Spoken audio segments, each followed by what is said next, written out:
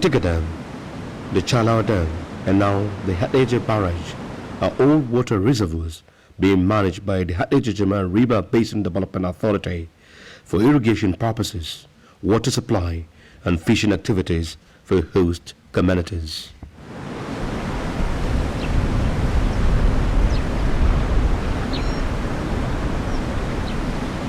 The Hadejia-Jama'are Basin Development Authority was established by the federal government with 10 other river basin development authorities, covering an estimated land area of 45,000 square kilometers. The Hadejia-Jama'are Basin has the largest functional irrigation schemes among the river basin authorities in the country. These irrigation schemes are located in Kano, Jigawa, and Bauchi states.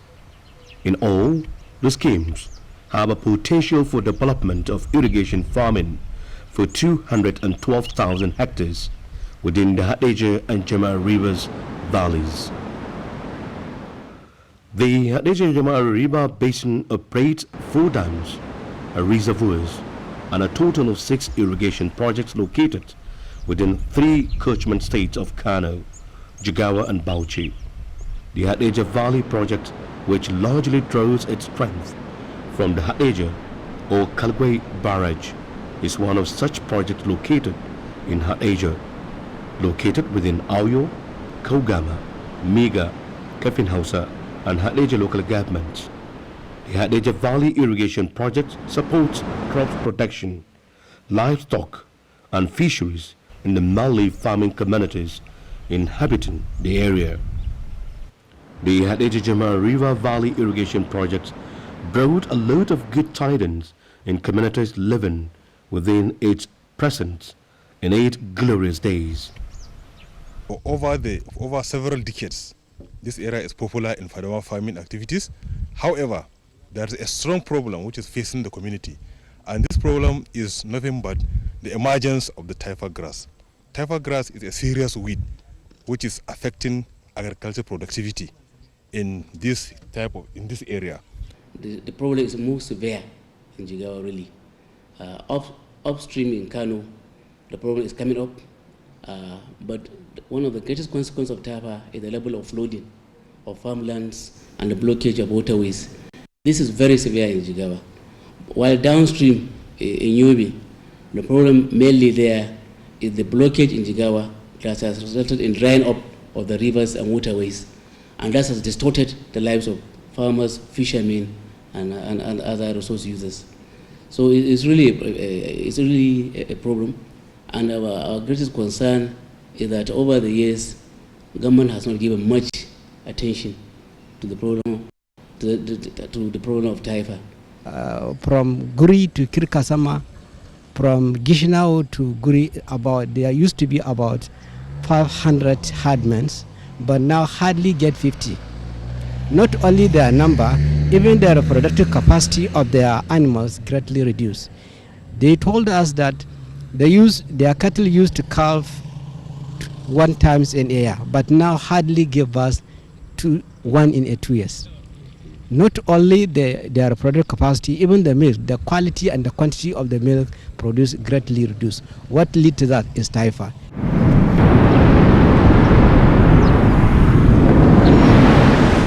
At the peak of its operation, farmers and fishermen in the Hadejia River Valley projects lived comfortably from proceeds of their tills and toils. I have about 20 children, but I hardly got more than 100 naira per day, all because of this taifa grass. As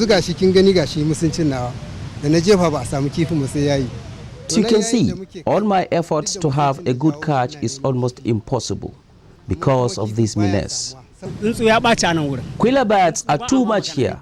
Our crops have been seriously eaten and destroyed by the birds. Because I have seen here, it's about thousands of hectares here. They are all soaked in water. The problem you could see now is water flooding the entire area. Previously, people here used to grow rice, maize, vegetables, and what have you. Now it is submerged by water.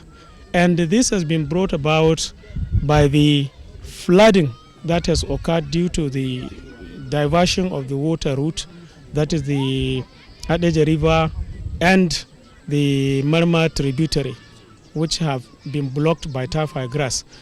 It looks a beautiful weed, luscious, green, and very attractive. In fact, one is almost tempted to feel like you can eat it, but don't be fooled. It's very deadly. It's very vicious. It has taken over farmlands, impeded fishing, and disrupted the lives of the members of this community, who are farmers and fishermen. Today, their stories have changed. Their lives have taken turns for worse. They grieve and lament over the past glorious era, from the vast, lush, fertile lands from which they produced vast amount of food and cash crops, and sold tons of smoked and fresh fish for inland export. Senator Mohammed Ubali Shitu, Senator representing Jigawa North East constituency, is passionate about curbing the menace of the Taipa grass. Because of the blockage, water has taken over the land completely. And then the area is already swampy, they can't farm anything. So people have lost employment. And that's why they have to move to cities. When they move to cities, and they get involved a lot of unholy practices. And that's why we're calling on the government to come to our aid and ensure this question of Taipa grass is taken care of. And the question of blockage of river. You see, this area covered more than 10 kilometers is covered in water. The water that is meant to go to Lake Chad is now occupying the farmlands. And that has been the source of continuous clash between farmers and the Fulani grazers. Managing Director, Hadejia-Jama'are Basin Development Authority, Masood El Jibrin Dogwa, gives a graphic picture of the Taipa infestation. It is one kind of grass that we even call it a devil grass, because it occupies almost 60 to 70% of Hadejia, barrage, and it makes water very, very difficult at least to move smoothly, even to the irrigation, areas. And not only that, it constitutes a very, big problem even to the farmers, because along the feeder canals, the distributary canals, you find this type of grass. A grass that even stops water from moving. Then definitely you know that it makes fishing very difficult. The Taipa does not manifest alone. It brings along with it koala birds and water rodents like snakes and crocodiles. This Taipa grass has invaded the water and could not allow free access of the water, and then it has been inhabited by a lot of koala birds. And these koala birds are gradually destroying all the farmlands. And therefore we end up getting nothing. The pests, such as koala birds, used to build their nest inside the colony of the crop of the Taipa grass. By so doing, the koala birds will now grow and then affect the yield of the crops, particularly rice. So which means it has double impact. This is repeatedly caused flooding by farmlands and houses. Hundreds of riverbank settler communities have been displaced by the menace of the floods and Taipa. The fishing and farming communities in Guru Town, riverbank suffered several relocation from flood displacements.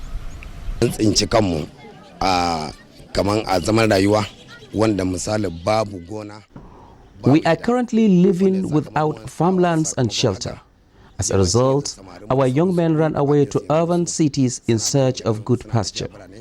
This is how we manage in this cold environment. Right now, my child is sick and I have little to take care of him. We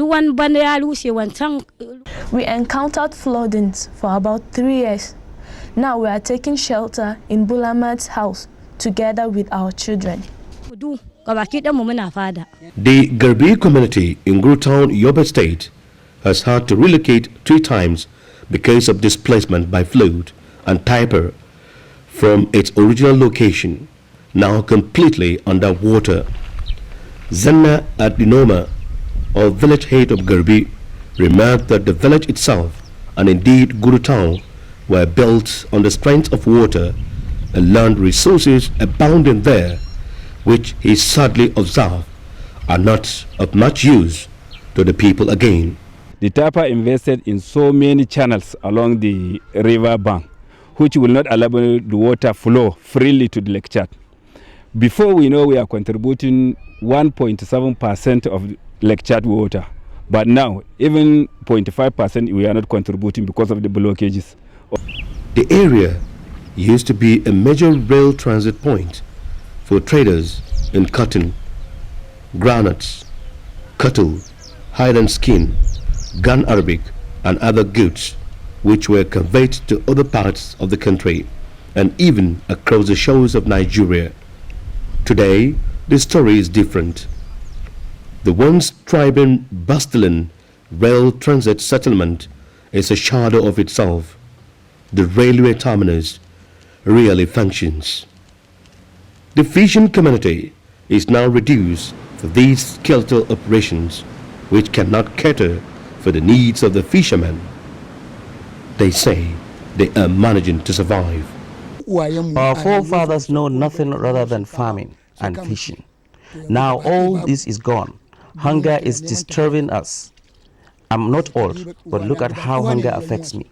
As long as this water is not controlled, we can no longer fish or farm.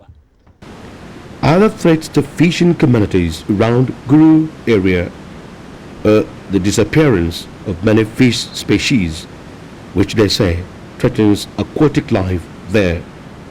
They say only 2 varieties are now noticeable. The river water has become darker and not conducive for fishes that are disposed to clear waters.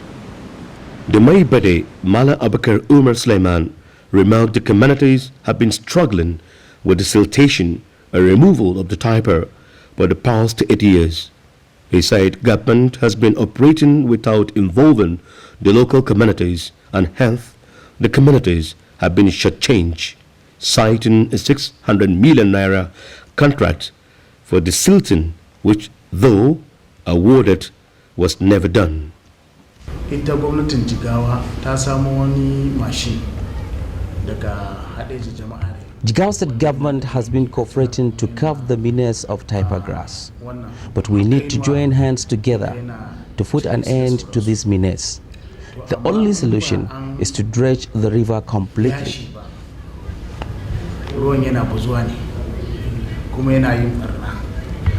Inhabitants of Marma in Krikasama area and Dawa in Guri local governments of Jigawa State are suffering similar disturbing situation as their counterparts in Guru town and environs. The 2 villages are only about 3 kilometers apart but takes almost an hour to connect. The people have to wade through flood water and convey their loads on their heads to go where they have to. Only those who can afford use the ox cart to move across the area. They connect to outside world only occasionally, mostly weekly, when vendors in the community go to shop on behalf of the other members of the community.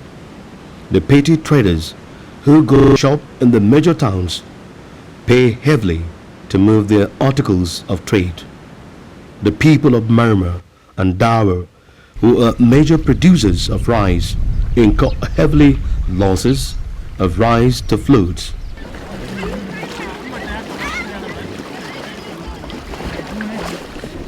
Apart from movement and communication difficulties, the people have repeatedly suffered massive flooding of farmlands and houses. Men, women and children alike connect to neighboring Guru town by boat. In Dawa, a midwife told this writer that she has recorded several deaths of women in labor because of the lack of roads and quick access to health care. I used to receive delivery of women in this area. We don't have motorable roads, as only ox cart is used to transport pregnant women. The plight of the people of Marma, Dawa in Jigawa State, and Guru in Yobe State reflects the circumstances of thousands of other people living in the Hadejia-Jama'are River Valley project, who are at their wits' end on how to tackle once and for all the recurring issue of siltation and typer. The colossal waste of land and water resources in the Hadejia-Jama'are River Basin can only be reversed with removal of the swamp devil, the typer grass, and the silting of the 3 main canals. The typer can only be removed with a machine, the swamp devil, which uproots and evacuates the grass. There are a lot of factors that makes it a little bit difficult. One is lack of finance. Whatever we get from the budgetary allocation cannot be sufficient at least to control. And like I told you, it is one kind of grass that give it 2 weeks, even when you remove it. When you give it 2 weeks, it will just reproduce. Therefore, I think when we have enough finances, then we have enough equipment to even reduce it, I think we will be able to control it. Because currently we have only one machine that we call swamp devil machine. The ultimate solution to the problem is we continue through the budgetary allocation to at least convince the government to give us more money. Then secondly, we'll equally convince the government to either give us the money to purchase this swamp devil machine, or at least even ask for a donor agencies to produce. And thanks to World Bank, I think it is included in their program whereby this control of typer grass will be incorporated into their services that they will do between the federal government and the World Bank. It's a problem that cuts across states. No individual state can control typer because it cuts across states. These rivers cut across states. So it really involves it really requires the involvement of the federal government in collaboration with the states and local governments, as I said, also with communities. If you dredge, you open up the waterways, the water gets out of those communities. That's one way to control typer, because typer lives on wetlands. Typer cannot survive on dry land. Once you drain the water, then typer is gone. There are communities that have been able to open up the waterways, and they have been able to control typer. But that is only on the short term, because of the dispersal mechanism of typer, because of the way typer reproduce vegetatively. You eradicate it. If your neighboring community has not done so, then the problem comes back. Dredging of the river will definitely assist in clearing the weeds, as well as improving the flow of the water by desilting. The silting, that's the removal of the silt, removal of the soil within the water body. So it will also act, which means that in addition to the dredging, there is a need also to introduce chemical control so as to control the effect of the typer grass infestation. If measures are not taken, while we are witnessing the global recession with respect to water system or the ecosystem, the devastation to the livelihood of the people is inestimable. And I concur with the call of my compatriots that government should move in, to take drastic action that will restore life in this area. The typer has triggered a blockage of the water canals, which were also poorly constructed with mold instead of concrete. The way forward is a concerted, integrated approach by government, donor partners, states and local governments, and even concerned communities to be involved in wiping the swamp devil, the typer grass. To duk gwamnatoci da suka zo suna alkawari, wasu ma har kuɗi suka ce za su bayar biliyan 10. Many administrations have made promises, but still we are waiting for its fulfillment. Nothing is done for the continuation of this project. We call on President Muhammadu Buhari to come to our aid. This is our major source. Without it, we will lose everything. I want to assure you that if this project is completed, half of this country will benefit from it. Because of the extensive nature of the grass inversion, the federal government need to take a very active role in providing the means in terms of funding and equipment for distilling the destructions of the typer. Systematically, I want to assure you that at least when things, takes off or took up, I want to assure that something more concrete will be done, and we'll see it on the ground. Of course, between not too much, I think something more concrete, because now what they are doing is the, study and design. Because you cannot, because you have typha grass, you just go and start removing it without, study and design. Therefore, I think they have already awarded the consultancy services to a more prominent, consultancy agencies or, outfits, and I think they are on it now. Immediately they finish, they submit the report, the contract will be awarded. And when it is awarded, certainly it is one area where the trimming, transforming irrigation management in Nigeria will take off.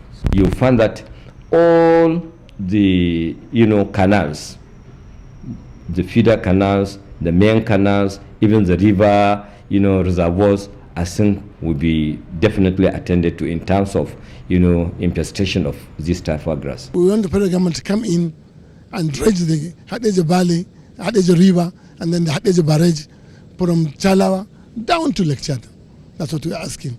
And the issue is, unless this is done, everybody will get out of this place. I'm begging the government to help us dredge this river. Whenever we need it for dry season farming, they should allow us to use it. When this is done, people will be coming to this area to tap from our wells. I want the government to help us to dredge this water against typer grass, as it prevents us from fishing. We are begging for the government to intervene, because if government intervene in this issue, when it kills this kachala in Hausa, this kachala typer, so when it has been killed, so all our lands will come out. National donor agencies and other non-governmental organizations played a role in the fight against typer. At the moment, the current collaboration between the Hadejia-Jama'are Basin Development Authority and the Jigawa State Government to remove typer is like a drop in the ocean of the typer reeds infestation in the wetlands. It needs several, perhaps hundreds of such operations to go anywhere near disabling the typer monster, which has gradually taken over vast fertile lands capable of providing food and employment to the people that badly need a helping hand.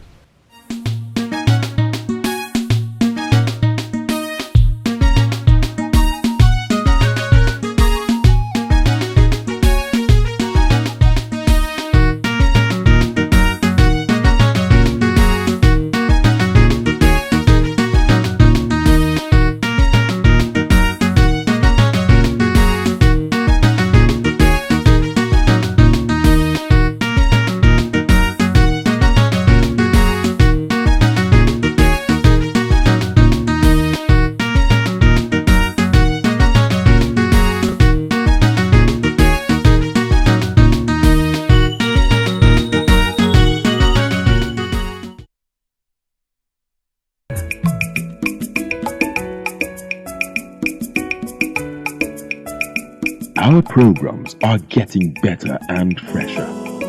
And it's because we are thinking about you.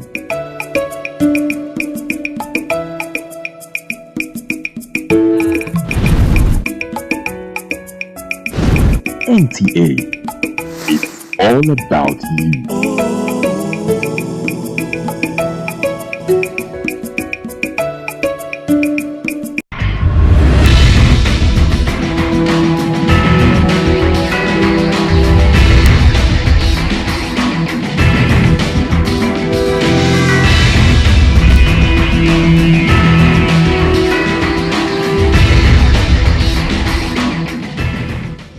Imagine a station where you access information. Think of a station that creates awareness for national development. Imagine a station that prepares you for a bright and greater future. A station for all ages. Documentaries, classroom and television, events coverage, children's programs and variety shows. Always stay tuned to NTA Knowledge on the StarTimes platform, channel 359. For partnership, sponsorship and advert placements, contact us on NTA Knowledge. NTA Knowledge, learning to broaden horizon.